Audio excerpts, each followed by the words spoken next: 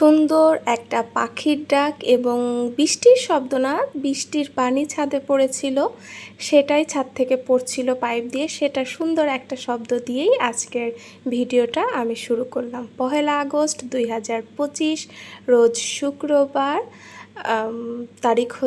তারিখও তো বলে দিয়েছে, তাই না? আসসালামু আলাইকুম, কেমন আছেন সবাই? আশা করছি ভালো আছেন। Welcome to my channel Shashi's basket. সেই রাত ভরই মনে হয় বৃষ্টি হয়েছে। কত রাত থেকে বৃষ্টি হয়েছে ঠিক বলতে পারবো না আমি। ভোরবেলা বৃষ্টি হয়েছে। আমি ভোরবেলা উঠে নামাজ পড়ে একটু বারান্দায় হাঁটাহাঁটি করে সব কিছু একটু ভিডিও ক্লিপও নিয়ে এসে আমি ঘুম দিয়েছি। আবার একটু ফোন ঘাটাঘাটি করে আমি ঘুম দিয়েছি। 1-1.5 ঘন্টা ঘুমায় এই যে উঠেছি, একদম ফকা আলো, মানে রোদ, সেই রোদ বের হয়েছে। তো মনে মনে একটা চিন্তা আছে যে কালকে যে ঘুরতে যাওয়াটা হয় নাই, সেটা দেখি আজকে যাওয়া যায় কিনা। আর আজকে আমি একদম অনেক দিন পর লেজি একটা সময় কাটাইছি, মানে কোনো কাজ ছিল না। এই যে বসে বসে এত সময় আমি বিছানায় একবার এ পাশে বসতেছি, ও পাশে বসতেছি। তারপরে অনেকক্ষণ ধরে ফ্রেন্ডদের সাথে আজকে অনেকক্ষণ ধরে ঘন্টাখানেক ধরে গল্প করলাম ফোনে। তারপরে অনেককে মেসেজ দিলাম, 2-3 জনের সঙ্গে কথা হলো, আর ফ্রেন্ডদের সাথে তো অনেকক্ষণ আড্ডা হলো। তারপরে আমি কথা শেষ করে গিয়ে শাওয়ার নিয়ে চলে আসলাম।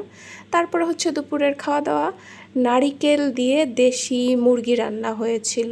কারা কারা মুরগির মাংস নারিকেল দিয়ে খেয়েছেন বলবেন। আমার নানু এটা বেশি করতো। নানু গ্রামে বাড়ি, আর নানুদের অনেক জায়গা, তো অনেক বড় বড় মুরগির ঘরে দেশি দেশি অনেক মুরগি থাকতো। তো কেউ গেলেই নানু ওই বাসার পালিত মুরগিগুলো, মোরগগুলো বিশেষ করে রান্না করতেই নারিকেল দিয়ে। আমার খুব মজা লাগতো। তো আজকে আমাদেরও বাসার পালিত মুরগি আর নারিকেল দিয়ে রান্না করেছে। তারপরে আমি এই অলস সময় কাটেছি কিছু সময় বসে থেকে, যদিও মেঘলা কিন্তু বৃষ্টি হচ্ছিল না। তো ভাবলাম যাই, 3 বান্ধবী মিলে প্ল্যান করে ফেললাম যে ঠিক আছে চল যাই, ঘুরেই আসি। একটু ওই কাছেই একজনের তো বেবি আছে, কিছুদিন আগেই দেখেছিলেন যে বেবিকে দেখতে গিয়েছিলাম। ওরও বাসা, তো বললো যে বেশি দূরে তো যাইতে পারবো না, ওই আমাদের ওখানেই একটু হাঁটবো, ওটা আমাদের কলেজের সামনে।